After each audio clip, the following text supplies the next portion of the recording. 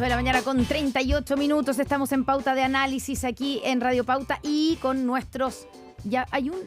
con nuestros panelistas. Ya están los dos. Lo que pasa es que hay uno que está ingresando a estudios. Pero perfectamente a tiempo. Alfombra roja. Dale. Como la caballería norteamericana. Bueno, escuchan ustedes a Víctor Maldonado, analista político, y a su lado Jaime Belolio, exministro y académico. ¿Cómo están? Bienvenidos los dos. Buenos días. Buenos días. Estamos cerrando el mes. El que pensaba o sea, el último viernes de enero. El último viernes, claro. Algunos días hasta el 31, pero sí, la última semana. Muy bien dicho, Constanza. Último viernes de enero. Los que pensaban que enero iba a ser un mes como de alivio, ¿no? De respiro, porque el 2023 fue un año intenso. Se equivocaron en cualquier pronóstico. Las temperaturas altísimas, agobiantes, sofocantes, y la política bastante sofocante. Ahora tenemos la situación de las pensiones de gracia, que uno lo podría girar y darle muchas lecturas, no solamente lo que significó, cómo se hizo, sino los cuestionamientos que deja también. Víctor Maldonado, ¿cómo lo ve usted?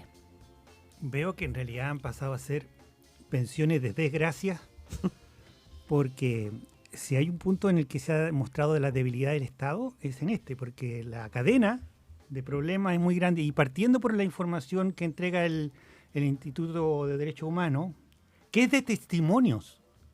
Entonces, cuando alguien dice me pegaron y nadie más dice ni una cosa, ni verifica, ni hay un examen médico, todo lo que sigue después es una cadena de problemas, y tampoco la falta de verificación de los antecedentes de la gente es impresentable, de tal manera que ahora estamos pagando el pato en el gobierno, digamos, en un solo momento de toda la cadena conjunta, incluida el momento en que la información es conocida.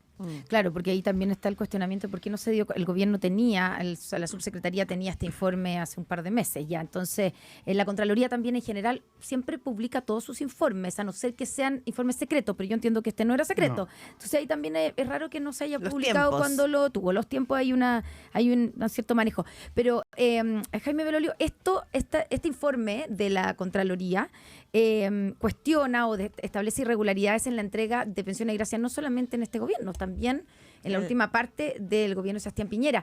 Y ahí quiero preguntarte tu opinión acerca de si hay que ponerle contexto, que es algo que a veces nos carga tanto, pero sí hay que ponerle contexto a esto, porque muchos dicen, oye, estábamos en un minuto de máxima tensión, y las pensiones de gracia fue una forma de salir de una crisis, de resolver el momento, y probablemente no fueron lo precisas, digamos, y no se fue muy quisquilloso en el proceso de entrega. A ver, yo creo varias cosas, porque el gobierno fue sorprendido mintiendo de nuevo, digamos. O sea, ¿por qué mintiendo? Porque ellos dicen de que no era exigible un certificado médico. Eso es falso de principio a fin. De hecho, se exige completamente.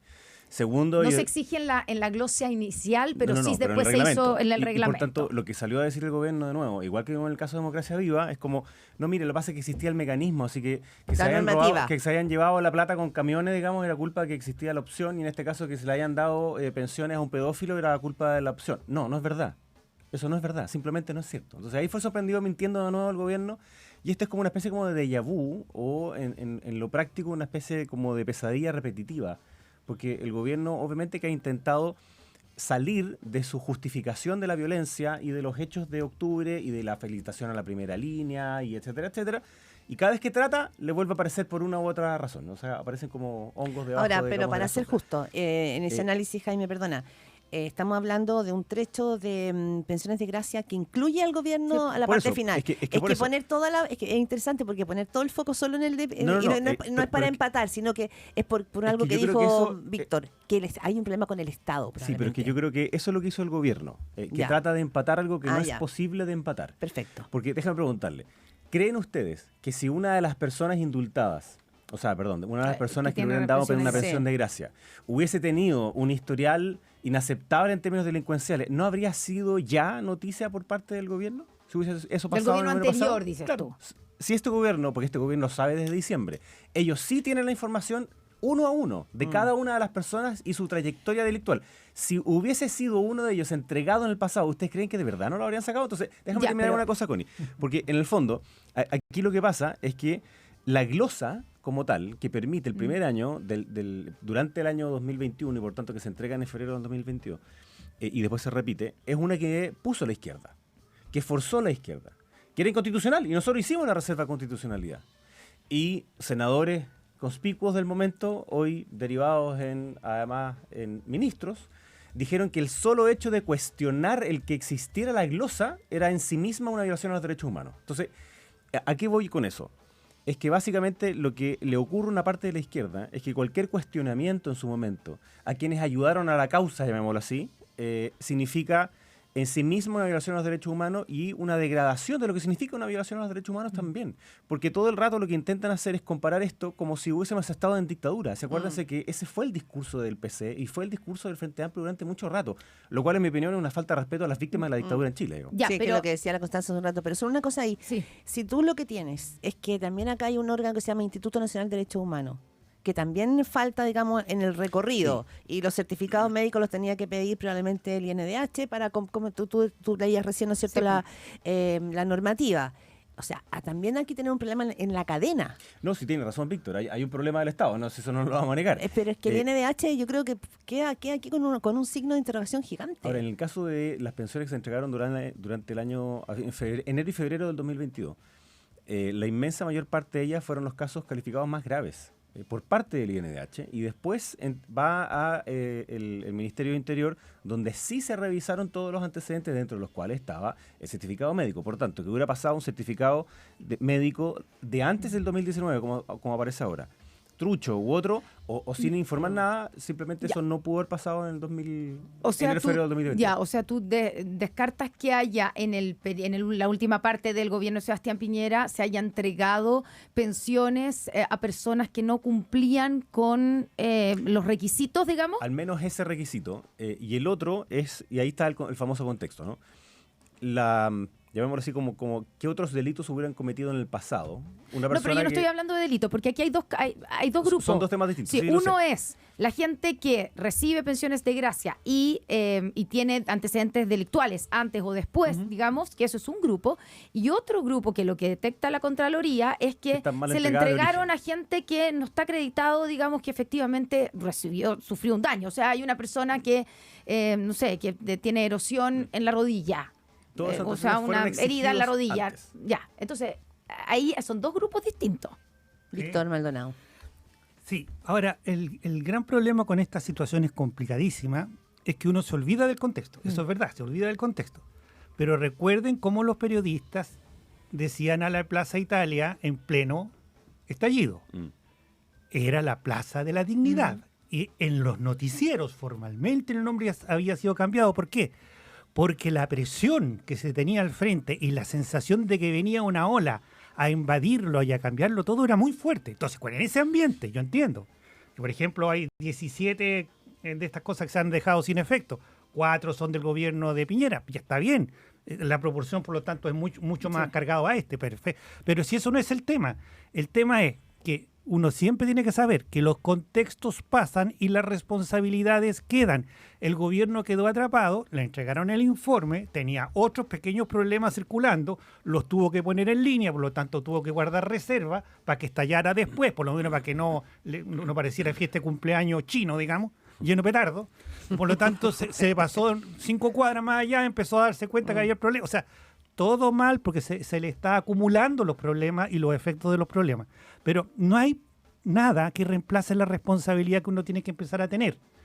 El INDH no puede ser el instituto por sí, ante sí y exclusivo que informa sobre las situaciones de derechos humanos, porque no le da el cuerpo para eso. No es una institución que pueda, no sé si ustedes lo conocen, lo que tiene el personal que tiene es muy pequeñito, o sea, y se le pide toda como si fuera la responsabilidad del Estado, demasiado. Entonces, si la cadena es tan fuerte como el eslabón más débil, ese eslabón es muy débil y por lo tanto toda la cadena lleva a, no sé si ustedes han estado en Interior, pero en Interior este es el lugar abandonado, la entrega de los subsidios. Se entregan en este país 18.000 subsidios, no es que se entreguen poco ya, o sea, las pensiones de gracia. Entonces esto es el lugar donde aterriza lo que nadie ve. ¿Cuánto habrá pesado porque el gobierno tenía este informe desde diciembre, que teníamos un plebiscito entre medio, digo yo, para no dar a conocer el informe? Pero estuvo... O sea, Esto no es por ser mal pensado, ¿no? No sea, digo, lo pongo sobre la mesa. Pero por eso decía yo, o sea, si No lo pongan. en el gobierno anterior hubiesen ocurrido casos como los que hoy día salen con esa trayectoria delictual, por decirlo de manera fina, digamos, habría sido ocupado como una cuestión política durante ese momento, sí o sí. Entonces, no fue ocupado precisamente porque no tenían esa arma para echarle la culpa al gobierno anterior y porque obviamente esto revolvía el asunto particularmente en la idea de el resurgimiento del octubrismo producto de que quedara pendiente el tema constitucional. Digamos. O sea, obviamente hay una estrategia. No sabemos si es que le entregaron la información, porque claro, mientras está haciéndose la investigación, el informe no es secreto, pero es reservado. Entonces, obviamente le entrega la información el gobierno, después se la manda de vuelta la Contraloría, qué sé yo. Pero si el informe ya estaba hecho como tal, obviamente eso era público y ellos no quisieron hacerlo público. Hay algo que... Ni la Contraloría, perdona, porque en el pasado lo que pasaba muchas veces es que la propia Contraloría filtraba estas cuestiones. Sí. Hay otra cosa que probablemente, claro, podríamos también mirar las consecuencias que tiene esto en la fe pública, en la ciudadanía. Ustedes lo decían, hay personas que por violaciones a derechos humanos brutales reciben su pensión y que hoy seguramente se sienten en la misma categoría, ¿no es cierto?, de delincuentes. Ya, eso es una cosa. Pero también hoy día estamos hablando de pensiones y de gente que está peleando el día 5 porque ya se le acabó la plata, ¿no es cierto?, y se encuentra con que hay delincuentes con un prontuario gigante que gana el doble. Ya. Pero bueno, dejando todo eso de lado, que es sumamente relevante, a mí me llama la atención... y les pido ecuanimidad también. El gobierno es como que siempre repite la misma estrategia para resolver. Cada uno se va enredando, va cayendo la información a goterones, y es como que nunca aprende. O sea, ya con el caso de Democracia Viva podrían haber diseñado, ya nos pasó, cómo vamos a reaccionar ahora para que la estrategia hoy día la bajemos de otro lado. Algo pasa ahí, ¿no? O son casos muy distintos. No sé, ¿cómo lo ves, Víctor? No, yo tengo la sensación de que una de las fuentes que desordena al gobierno, que impide que empieza a ver los temas de a uno, es el presidente. Es el presidente. ¿Por qué? Porque ¿Está de vacaciones ahora el presidente? No, afortunadamente ustedes han dado cuenta que la última semana no ha habido ninguna cuestión demasiado extraña, solo los pagos de deudas anteriores. Pero ¿por qué? Porque, por ejemplo, ponte tú, el gobierno trabaja intensamente con la oposición para sacar una agenda de seguridad. La tiene lista, la van a anunciar y saca el indulto del cajón. Entonces uno dice, a ver, explíquenme por qué el gobierno se suicida. ¿Por qué mata a su ministra del Interior que está partiendo? ¿Por qué mata a su ministra del Interior? ¿Quién la mató? O sea, uno puede decir, ¿quién la mató? Como diciendo, busquen al responsable. No, el responsable está en el único lugar donde un régimen presidencial no se puede proteger.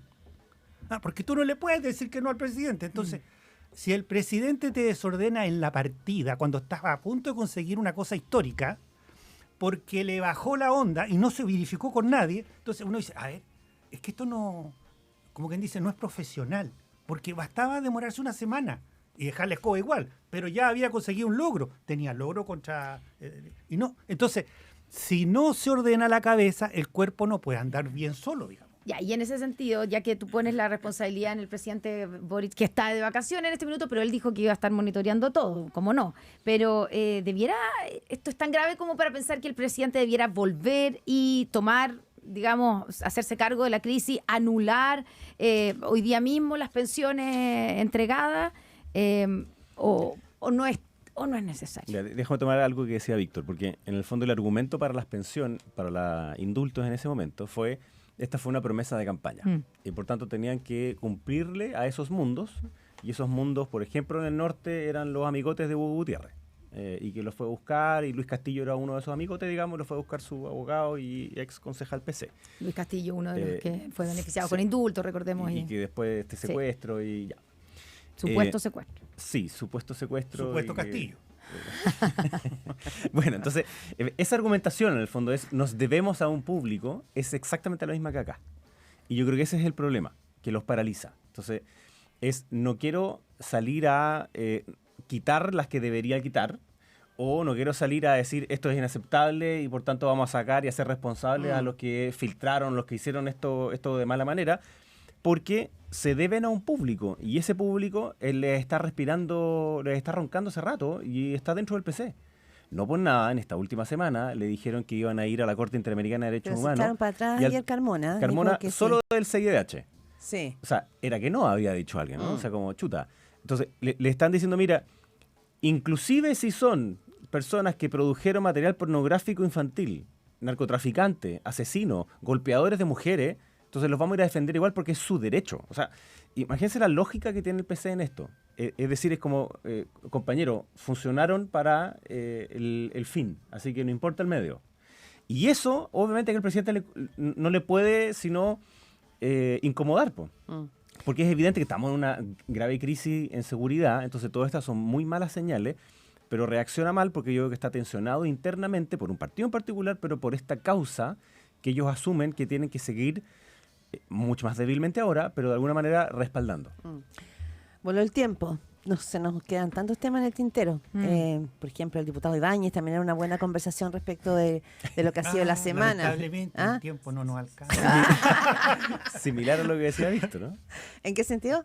No, que es como la irresponsabilidad de la consecuencia, ¿no? Sí. Esto de la falta de ¿Qué quiso hacer No, si hubiera querido hacer algo maravilloso. O sea, si yo prefiero a la gente mala, perversa, con objetivo, que al pajarón que anda por la vida cometiendo errores y matando gente. ¿Y tú crees que Ibáñez es de pajarón, de puro pajarón? No, es que esto no tiene ninguna explicación. O sea, el gobierno llevaba tiempo, o sea, estaba haciéndole la corte a demócratas, lo encontraba lindo, precioso, amoroso, y llega cuando están votando y les dice, pa' tu madre. Entonces, ¿cómo se puede explicar que alguien haga eso cuando todo como el ambiente... lo que insinúa Belolio es que sea una estrategia. Se nos voló el tiempo. Es una torpeza. 5 segundos. Pero yo creo que el problema es que adentro de Convergencia han estado tan enojados porque el gobierno había firmado este acuerdo con demócratas que ha dicho, yo tengo que representar esa molestia y la manera de representarla es decir esto. Parece bastante infantil o adolescente, pero... ¿Te das cuenta que la izquierda está individualista? Porque también el PC, al PC se le arrancaron los enanos, porque Lautaro está tratando de controlar a la gente dentro, y la gente dentro está mandando acusaciones internacionales demasiado. Mira, tenemos tirón de oreja del otro lado del vidrio. Son 8:55, Víctor Maldonado, Jaime Belolio, muchísimas